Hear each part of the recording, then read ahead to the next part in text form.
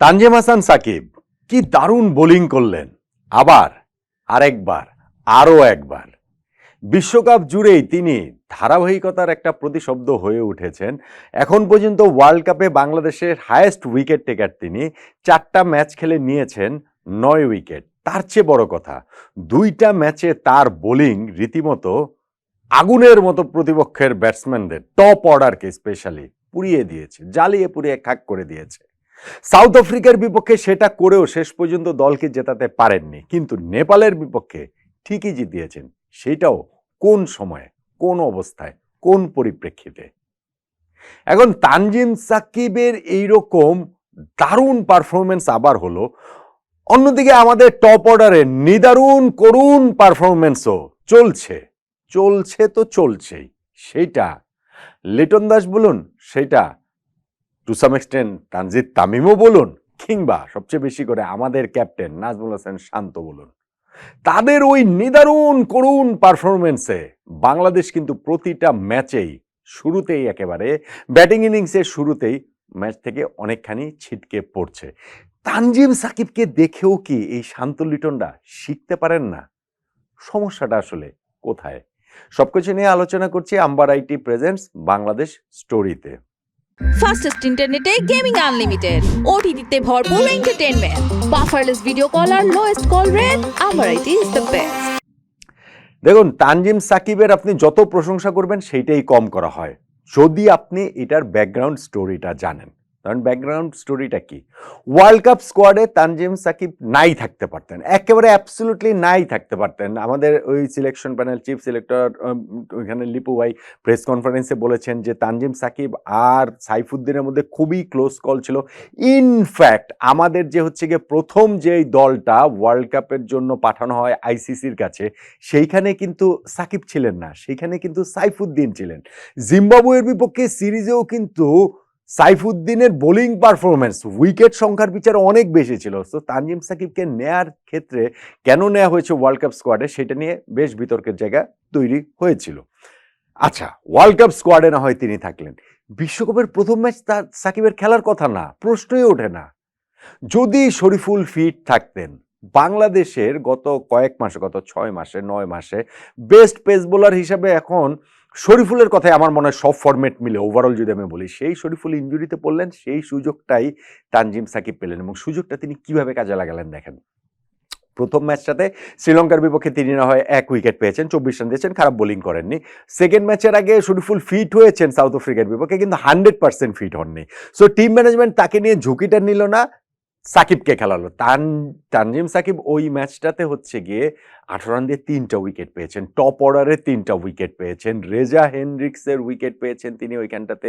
তারপরে গিয়ে হচ্ছে গিয়ে তাকে দিয়ে শুরু করে ট্রিস্টান স্টাফসকে দিয়ে তিনি শেষ করেছেন এবং সেই 3টা উইকেটেই কিন্তু সাউথ আফ্রিকা 23 রানে 4 উইকেটে পরিণত হয়ে যায় এবং শেষ পর্যন্ত গিয়ে সাউথ আফ্রিকা কিন্তু 113 বেশি করতে পারে না। আমরা ম্যাচ জিততে পারিনি, 4 রানে হেরে গেছি, সেটা ব্যাটিং ব্যর্থতায়। কিন্তু বোলিংয়ের এই যে শুরুতে একটা আগুন ঝরানো বোলিং, সেটা সাকিব ওই ম্যাচটাতে করেছেন। ফলে নেক্সট ম্যাচে তাকে একাদশ থেকে বাইরে রাখার আর কোনো সুযোগই নেই এবং ওই ম্যাচটাতে তিনি খেলেন, আরেকটা উইকেট পেলেন নেদারল্যান্ডসের বিপক্ষে এবং এই ম্যাচটাতে যেটা বোলিং করেছেন সেটা আসলে সবকিছুকে ছাড়িয়ে গেছে। আমরা নেপালের বিপক্ষে মাত্র 106 রান করেছিলাম এবং তাতে একটা বিগ আপসেটের আশঙ্কা প্রবলভাবেই কিন্তু ছিল। কিন্তু তানজিম সাকিব ওইখান থেকে নতুন বল হাতে নিয়ে যে বোলিংটা করলেন, 4 ওভারে টানা একটা স্পেল করলেন, সেইখানটাতে মাঝখানে 2টা তার হচ্ছে গিয়ে উইকেট মেডেন আছে এবং সেইখানটাতে তিনি টোটাল মাত্র 7 রান দিয়েছেন। 24টা বলের মধ্যে 21টা ডট বল দিয়েছেন। 7 রানের মধ্যে একটাও আসলে ইনসাইড এজ, একদম প্রথম বলটা ইনসাইড এজ হয়ে ওইটা হচ্ছে গিয়ে 4 হয়ে গেছে, তাতে তিনি 4টা উইকেট পেয়েছেন। ম্যান অফ দ্য ম্যাচ তো বটেই। এইরকম বোলিং, এটা অবিশ্বাস্য। যেই বোলার ওয়ার্ল্ড কাপের, যেই ক্রিকেটার আমাদের ওয়ার্ল্ড কাপের ইনিশিয়াল স্কোয়াডে ছিলেন না, আলটিমেটলি তাকে স্কোয়াডে নেওয়া হয়েছে, সেইটাও একেবারেই 50-50 কল থেকে। যার ওয়ার্ল্ড কাপের প্রথম ম্যাচটা খেলারই কথা না, তিনি যখন এরকম পারফর্ম করেন তখন টপ অর্ডার তার কাছ থেকে শিখতে পারে না কেন? সমস্যাটার কথা সেটা আমি বলছিলাম। দেখেন আমাদের টপ অর্ডারের অবস্থাটা দেখেন। টপ অর্ডারে তো হচ্ছে কি আপনি এইখানটাতে যদি আপনি আমি একদম মানে ভালো থেকে বলি, ভালো বলতে হচ্ছে গিয়ে মন্দের ভালো, সেটাকে তানজিদ হাসান তামিম আমাদের ওপেনার।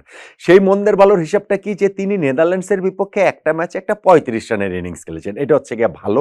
আর মন্দটা হচ্ছে গিয়ে বাকি 3টা ইনিংস তার হচ্ছে গিয়ে 3 রানের, 9 রানের, 0 রানের।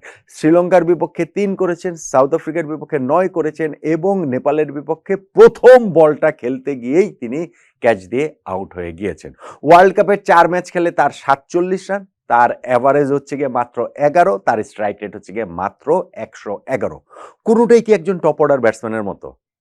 আচ্ছা, যখন আপনি লিটন দাসের স্ট্যাট শুনবেন তখন আবার এটাকে ভালো মনে হবে। তো আপনার মনে হবে যে না ঠিক আছে, একটা ইয়াং প্লেয়ার, টি-20 ডেবিউ হয়েছে অল্প কিছুদিন আগে। লিটন দাস তো অনেক বড় ভরসা, অনেক দিন ধরে খেলছেন, তার স্ট্যাটের তাহলে এই অবস্থা কেন? লিটন দাসের অবস্থা কি? তিনি প্রথম ম্যাচটাতে একটা 36 রানের ইনিংস খেলেছেন, বাংলাদেশের জয় সেটার একটা গুরুত্বপূর্ণ অবদান ছিল 38 বলে, এবং সেটা খেলেই তো দায়িত্বটা আবারও তিনি শেষ বলে মনে করলেন। বাকি পরের 3টা ইনিংস তার হচ্ছে গিয়ে 9 রানের, 1 রানের, 10 রানের, মানে পরে 3 ইনিংস মিলে করেছেন তিনি টোটাল 20 রান। ওভারঅল 4টা ম্যাচ মিলে লিটন দাসের হচ্ছে গিয়ে এইখানটাতে তিনি করেছেন 56 রান, তার অ্যাভারেজ হচ্ছে গিয়ে 14, তার স্ট্রাইক রেট হচ্ছে গিয়ে কত 87 না 89, মানে 90 এর নিচে। এখন কি তানজিদ তামিমের চেয়ে লিটন দাসেরটা ভালো মনে হচ্ছে না? আবার লিটন দাসেরটাও আপনার ভালো মনে হবে যখন আপনি শুনবেন হচ্ছে গিয়ে নাজমুল হোসেন শান্তর স্ট্যাট। তিনি দলের ক্যাপ্টেন, 4টা ম্যাচের মধ্যে 3টা ম্যাচে দলকে জিতিয়েছেন এবং ডেফিনেটলি শান্তর ক্যাপ্টেন্সি ভালো। অন ফিল্ড তার যে ক্যাপ্টেন্সি, তার হচ্ছে গিয়ে ডিসিশন নেওয়ার ক্ষমতা, বোলারদের ব্যবহার করা, ফিল্ড পজিশন সবকিছুই ফ্যান্টাস্টিক। কিন্তু ভাই তার তো পারফর্ম করতে হবে, সেই পারফর্ম শান্ত করতে পারছেন না। 4টা ম্যাচ চলে গেল, তার ব্যাটে কিন্তু কোনো রানের দেখা নেই।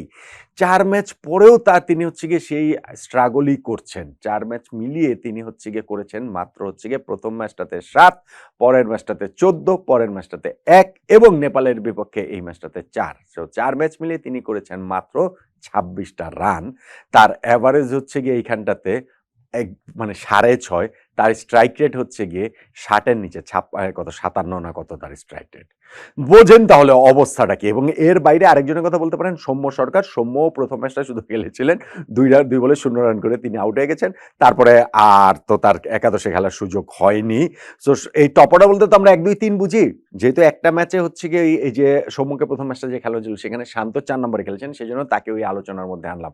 এখন আমাদের এই যে 3 ওয়ার্ল্ড কাপের আমরা 4টা ম্যাচ খেলাম, আমাদের টপ অর্ডারে 3 জন ব্যাটসম্যান, তাদের প্রতিজনের হচ্ছে গিয়ে 4টা করে ইনিংস, 3 4 12টা ইনিংস, সঙ্গে আবার হচ্ছে গিয়ে ওই যে শান্ত যে একটা ইনিংস খেললেন 4 নম্বরে, সেইটাকে ধরলে 13টা ইনিংস আমাদের টপ অর্ডার ব্যাটসম্যানদের কাছ থেকে।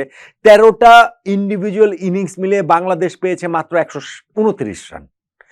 মানে 13টা ইনিংস মিলে যখন আপনি মাত্র 129 রান পাবেন, তখন টি-20 ম্যাচে আপনি কিভাবে কম্পিট করতে পারবেন? এই অবস্থাতেও যে আমরা ওয়ার্ল্ড কাপে 4টা ম্যাচের মধ্যে 3টা ম্যাচ জিতেছি, এইটা তো আসলে মানে আমাদের বোলারদেরকে মাথায় করে রাখা উচিত, আমাদের সকল ব্যাটসম্যানের। একেবারেই যে তাদেরকে বেইল আউট যেভাবে করেছে, তাদের জামিনদার হয়ে যেভাবে বোলাররা এই যে 3টা ম্যাচ জেতালো, সেইটা আসলে অ্যামেজিং, সেটা অ্যামেজিং। এবং তানজিম সাকিবের কথা যেটা বললাম যে তার কাছ থেকে যে অন্যরা আসলে শিখেন না কেন, আমাদের টপ অর্ডাররাও শিখেন না কেন, বিষয়টা হচ্ছে কি তানজিম সাকিব জানেন যে সামান্যতম একটু যদি পারফরমেন্স খারাপ করেন তাহলে তিনি দল থেকে বাদ হয়ে, মানে দল থেকেও বাদ হতে পারতেন আগে, আর এখন একাদশ থেকে বাদ হয়ে যাবেন। শরীফুল চলে এসে আবার এমন পারফর্ম করবেন তার হয়তো একাদশেই ঢোকা হবে না।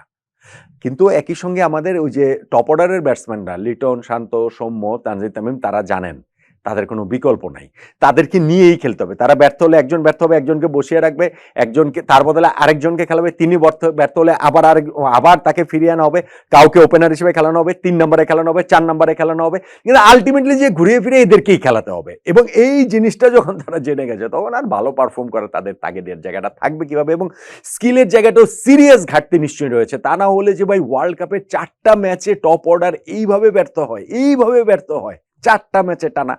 সো এইখানটাতে অন্য কোনো কিছু বলে যে আমাদের সমস্যা স্কিলে না, আমাদের মানসিকতায় সমস্যা, আমরা হচ্ছে গিয়ে অ্যাডাপ্ট করতে পারছি না, এইগুলো বলার কোনো কিছু বললে কোনো এক্সকিউজই আসলে নাই। আমাদের হচ্ছে গিয়ে ওই স্কিলের জায়গাটাতে সিরিয়াস ঘাটতি এবং কম্পিটিশনের জায়গাটাতে সিরিয়াস ঘাটতি, যেই কারণে কম্পিটিশন থাকার কারণে ওইখানে তানজিম হাসান সাকিব তিনি এরকম আগুন ঝরানো বোলিং করতে পারেন, এবং কম্পিটিশন না থাকারও এবং হচ্ছে গিয়ে দক্ষতা না থাকার কারণে আমাদের টপ অর্ডার আসলে ম্যাচের পর ম্যাচ ফেল করেন, এবং আমরা আশা করতে থাকি যে পরের ম্যাচটাতে নিশ্চয়ই ভালো করবেন। এখনও আমরা আশা করছি। সুপার 8-এ হয় অস্ট্রেলিয়ার বিপক্ষে, নয় ভারতের বিপক্ষে, অথবা আফগানিস্তানের বিপক্ষে আমাদের টপ অর্ডারের হয় লিটন অথবা সাম্য অথবা মানে সৌম্য অথবা যদি তিনি খেলেন অথবা শান্ত অথবা তানজিদ তামিম, কেউ না কেউ এমন একটা ইনিংস খেলবেন যেটা নিয়ে পুরো ওয়ার্ল্ড কাপে আলোচনা হবে, অসাধারণ কিছু একটা হয়ে যাবে এবং ওই ম্যাচটা আমরা জিতে নিব। কিন্তু সেই ম্যাচটা তো আর আসছে না টপ অর্ডারের কাছ থেকে। আসবে সুপার 8-এ কি আসবে? ওরকম আশা কি করতে পারেন এই শান্ত, লিটন, তানজিদ তামিম, ইভেন সৌম্য খেলে সৌম্যদের কাছ থেকে? জানাবেন আপনার মতামতটা।